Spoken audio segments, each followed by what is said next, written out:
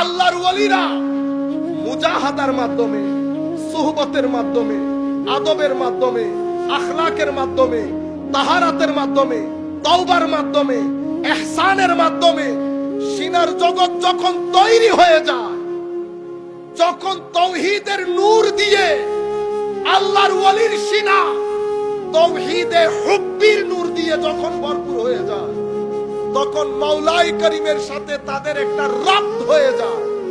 প্রশ্ন হচ্ছে, তাদের সিনার ভিতরে তাওহীদের এই নূর আসে কেমনে?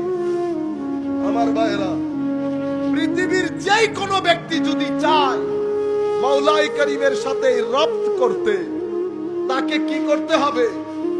আল্লাহর দেওয়া চোখ আল্লাহর কাজে ব্যবহার করতে হবে, আল্লাহর দেওয়া কান আল্লাহর সন্তুষ্টির কাজে ব্যবহার করতে হবে, আল্লাহর দেওয়া ব্রেইন আল্লাহর সন্তুষ্টির কাজে, আল্লাহর দেওয়া জবান আল্লাহর সন্তুষ্টির কাজে।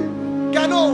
পৃথিবীকে আল্লাহ ভালো এবং মন্দ, সুখ এবং দুঃখ, রাত এবং দিন, এক কথায় মঙ্গল অমঙ্গল, ভালো মন্দ দিয়ে পৃথিবীকে সাজিয়েছে।